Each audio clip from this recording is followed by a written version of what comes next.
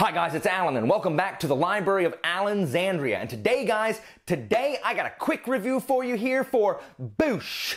Nightmare, the debut novel by Chad Nicholas. So, Nightmare here, it was kindly sent to me by the author as an advanced review copy in exchange for an honest review.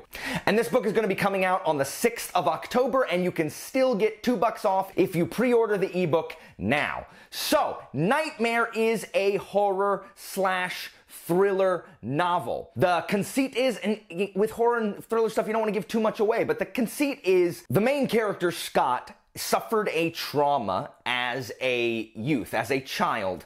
And in the opening chapters even, he starts to begin seeing things, and some memories kind of get resurfaced that are related to that trauma from his youth. And what Nicholas does really well here is at no point are you ever sure what is real and what is not. Is all of it real? Is all of it fake? Is it bits and pieces? And he keeps you guessing from the beginning to the very end. Now, initially, if you've watched my other videos, I was super terrified to read this book because I thought there was going to be a super creepy scarecrows everywhere, and there is. I'm not going to say the scarecrow is not in it. The scarecrow is in fact in it, and there's a couple real good jump scares in this. Does that make sense?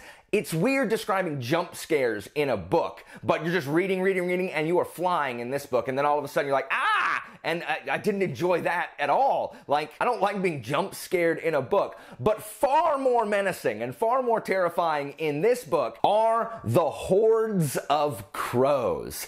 Ornithophobes beware, because there are many crows in this book. And my old homestay, Otosan, when I was studying Japan, he called them kurasu, which is the Japanese word for crow, and he hated them, kurasu.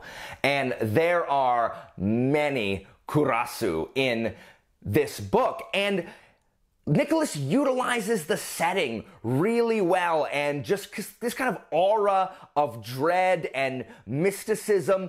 And it's hard to describe because it's not really the typical horror novel that I have read. It doesn't have the creeping building of just like heaping upon words, slow build of Lovecraft. But it's also not straight up slasher horror like Texas Chainsaw Massacre. It is largely a psychological thriller with some maybe not supernatural elements thrown in. I can't tell you. So I think this book is not just for horror fans. This book reminds me a lot. It reminds me a lot of a movie, and I'm not going to say that till the very end after I give you a chance to get away if I say spoilers, because if you've seen the movie, you may be able to piece together some of the plot points, because it did remind me a little bit of that. But it also reminds me of a long double season finale episode of Criminal Minds. Reminds me that I have a joke. How many existentialists does it take to screw in a light bulb? 2. 1 to change the light bulb, and 1 to observe how it symbolizes an incandescent beacon of subjectivity in another world of cosmic nothingness. And that's hard to describe if you haven't seen Criminal Minds, but you're definitely kind of experiencing these kind of like psychological things that you see in Criminal Minds, where you've got like the serial killer, and then it shows, they've got their victim and stuff like that. And it's not just like that, but it gave me really strong Criminal Minds vibes, which I love. Criminal Minds is one of my favorite of the crime procedural shows. So I think if you like Criminal Minds and you like the studying of serial killers and just those really horrific criminals, that you will also really like this. Not just the diehard King Lovecraft horror fans. I will say this is his debut novel, and it is self-published, so there is a little bit of dust that needs to be kind of knocked off. There's a lot of suddenlies and began tos in the writing itself, but the writing is not distracting. It's not the best prose ever, but Nicholas knows how to tell a story, and there was no point that I was distracted. Other than the first 2 pages, I'm like, oh, okay, this is the style of the prose it's going to be, but I was never distracted by the writing, and instead, it is just, I mean, it's bare bones enough to where it is propelling you forward. This is an incredibly fast read. It's about 350 pages, and I read this in 2 days. I could have read this in one sitting if I had not started it at 9 o'clock the night that I started it. This flies. You want to know what's happening. There are a lot of like archetypal horror things in it. You think it's going to go one way, you think it's going to zig, and then it zags. I was kept guessing. Even when I thought I knew where it was headed, I was kept guessing until the very end. And I loved that.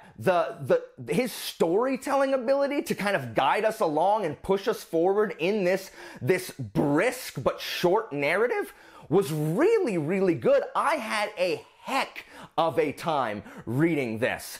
The main character, Scott, is super interesting and obviously super traumatized. So what is happening in this book?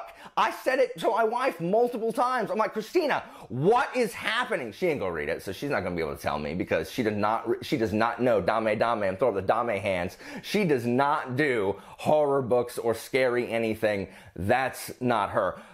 Her birthday is on Halloween, but she hates scary stuff, so she's wonderful. So I really, really enjoyed this book. I really enjoyed seeing where it was going. I was spooked by the jump scares. I was spooked by the frickin' crows, guys. Oh my gosh, like, read this book. You are not gonna look at crows the same again.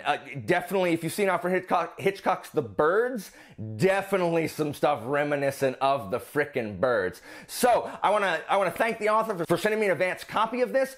I'm going to link some other reviews of people who I know who have reviewed this already. It is hard to talk about any more than I have without giving into spoilers. So if you've read it, please come talk to me about it. I know Leslie's read it, Alex Nieves has read it, and Mark over at Slowly Read has read it. So I'm going to link their reviews down below as well. Guys, you can't get a better deal than this. Go get it on the cheap on Amazon or on Kindle, and definitely read this when it comes out. I do not think that you will regret it. It goes fast, guys. I cannot think of a better way to have spent just 2 nights of reading. I give this a 4 stars easily.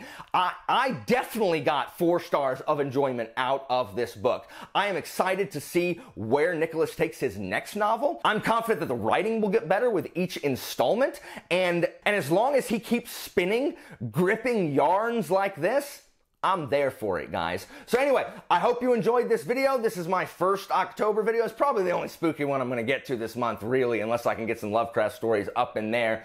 I got too many books to read on the TBR. But guys, thanks for watching. Go pick up Nightmare, and I'll see you next time. Really quickly, if you want to know what movie it reminds me of, now that I've talked about everything else, you can go ahead. I've said everything I'm going to say, but if you want to stay around, I'll tell you what movie it reminds me of. If you've seen the John Cusack movie Identity, it reminded me a lot of that. If you've seen Identity and you've read this book, please come back to me and tell me if it reminded you of that as well. Great movie, by the way. That is a good comparison.